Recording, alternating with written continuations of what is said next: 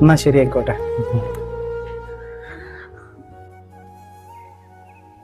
അസ്സലാമലൈക്കും. വലൈക്കും അസ്സലാം. എന്ത് മയാക്ക ഒരു 3-4 ദിവസമായിട്ട് നിങ്ങൾ പള്ളിയൊക്കൊന്നും കാണില്ലല്ലോ? അതടാ, ജലദോഷം പനിയൊക്കെ ആയിട്ട് ശരീരത്തിന് നല്ല സുഖമില്ലാത്തതുകൊണ്ട് വീട്ടിൽ നിന്ന് പുറത്തിറങ്ങലില്ല. അല്ല, മോള് ബാംഗ്ലൂരിൽ നിന്ന് വന്നേക്കണ? ഇല്ലല്ലോ. ആരാ പറഞ്ഞേ? എല്ലാം അങ്ങനെ ഒച്ച കേട്ടമാതിരി തോന്നി.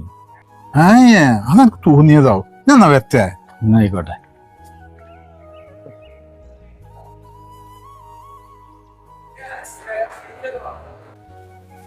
എന്തിയാക്കാ? എടാ, ശരിക്ക് പോയിട്ട് വന്നാ? ഇല്ല, പോയിട്ടല്ലുള്ളൂ. 1-2 ദിവസം കഴിയൂ. എന്തിയാ? ഞാൻ ഒന്നുമില്ല, ഞാനേ പിന്നെ വരാം.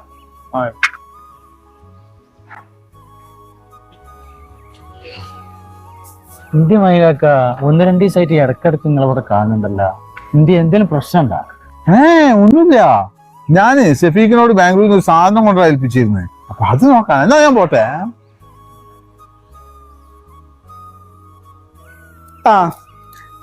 ഞാൻ ഇന്നലെ എത്തിയിട്ടുള്ളൂ. അതിനിപ്പോ ഇന്ന് ഞായറാഴ്ച അല്ലേ? ഇന്ന് വരണ്ട, നാളെ വന്നാ മതി കേട്ടോ. ആയിക്കോട്ടെ. ഇല്ല, അവരിപ്പോ ഇന്നലെ പർച്ചേസ് ചെയ്തിട്ടല്ലേ ഉള്ളൂ. ഇപ്പൊ നാളെ വിടുണ്ടാവും അവര്. ശരി ശരി. ഓക്കെ. ഞാനിതപ്പോ ഉച്ചക്ക് എത്തിയിട്ടുള്ളൂ. അപ്പൊ ഞായറാഴ്ച ആയതുകൊണ്ട് ഇപ്പൊ ആരും ഇല്ലല്ലോ. ഞാൻ നിങ്ങളുടെ അടുത്ത് ഇങ്ങോട്ട് വരാതിരിക്കുകയാണ്. പോയിട്ട് എന്തായടാ? കാര്യങ്ങളൊക്കെ ഞാൻ അന്വേഷിച്ചു. പിന്നെ ഹെൽപ്പ് ചെയ്യാന് നമ്മളൊരു സുഹൃത്ത് അവിടെ ഉണ്ടായിരുന്നു. അവനുള്ളതുകൊണ്ട് കുറച്ച് കാര്യങ്ങളൊക്കെ ഒന്നുകൂടി എളുപ്പമായി. എന്താ സംഗതി? നിങ്ങളെ കുട്ടീന്റെ അടുത്ത് തെറ്റൊന്നുമില്ല. ഇതൊക്കെ ഞാൻ അവിടെ ചെന്ന് അന്വേഷിച്ച് നോക്കുമ്പോ ഇതൊക്കെ അവിടെ സർവ്വസാധാരണയാണ്. മോളെ നിക്കാഹ് കല്യാണം എന്തെങ്കിലും കഴിഞ്ഞു പറഞ്ഞത്? നിശ്ചയം. ആ നിശ്ചയത്തിന്റെ തലേന്ന് അവർക്കൊരു ഫംഗ്ഷൻ ഉണ്ടായിരുന്നില്ല അവിടെ. ആ ഒരു ഫംഗ്ഷനില് ചതിച്ചതാണ്. ജ്യൂസിൽ എന്തോ കൊടുത്തുകൊണ്ട് ഇതേ ഒരു അനുഭവം വേറൊരു കുട്ടിക്ക് ഉണ്ടായിട്ടുണ്ട്. അവര് വീട്ടിലും ഞാൻ പോയി അവരോട് കാര്യങ്ങളൊക്കെ സംസാരിച്ചു നോക്കുമ്പോ ഇതേ ഒരു അവസ്ഥയാണ്. എന്താ ചെയ്യാ? എന്റെ കുട്ടീന്റെ അടുത്ത് തെറ്റൊന്നും ഉണ്ടാവില്ല എന്ന് എനിക്ക് അറിയാം.